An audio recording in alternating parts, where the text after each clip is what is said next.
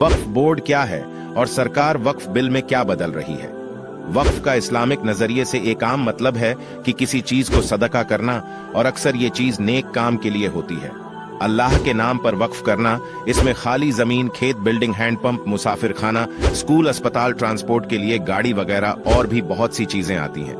जो चीज भी किसी को गिफ्ट की जा सकती है वो सब आती हैं। इस वक्त मुस्लिम वक्फ बोर्ड भारत में प्रॉपर्टी के मामले में तीसरे नंबर पर है। इसमें अक्सर मस्जिद, कब्रिस्तान और ईदगाह आते हैं। बाकी और भी प्रॉपर्टी आती हैं, मगर ज्यादातर मस्जिद, ईदगाह और कब्रिस्तान ही होते हैं। अब मैं बताता हूं कि बिल में क्या बदलाव हैं। वैसे तो बिल पूरे 40 पेजों का है और बहुत से बदलाव हैं, लेकिन जो मुख्य हैं वो मैं बता देता हूं। पहला पॉइंट ये है, पहले ये था कि वक्फ कोई भी कर सकता था, चाहे किसी भी मजहब का हो। जैसे कि बहुत सी जगह मस्जिदें हैं मगर जमीन गैर मुस्लिम ने दी है।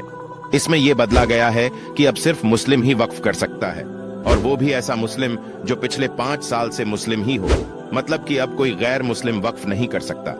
दूसरा पॉइंट ये है, पहले वक्फ के जो सदस्य होते थे वो सिर्फ मुस्लिम होते थे, चाहे स्टेट में हो या जिले में हो।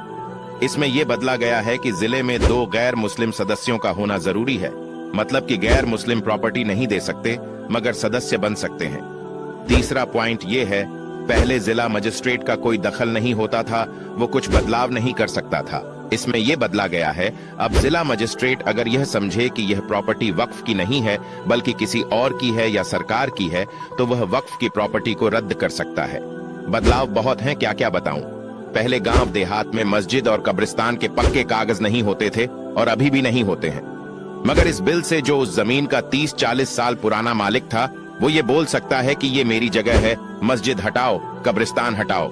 इस बिल में ये भी है कि 6 महीने का वक्त होगा जिसमें जितनी भी वक्फ की प्रॉपर्टी हैं उनके कागजात जमा करवाने होंगे। अगर ऐसा नहीं होता है तो 6 महीने में तो वो प्रॉपर्टी सरकार की हो जाएगी। एक और चीज है इसी में कि हर साल कागजात वगैरह अपडेट करने पड़ेंगे, और अगर कभी मिस हुआ तो जिला मजिस्ट्रेट वो प्रॉपर्टी सरकार में कर सकता है। आपको शायद अंदाजा भी नहीं है, मगर नुकसान बहुत ज्यादा होगा। जब ये बिल संसद में गया तो वहां इसका विरोध किया गया, जिसके बाद ये बिल संयुक्त संसदीय समिति में गया है, जहां उन लोगों ने तमाम लोगों से उनका मशवरा मांगा है।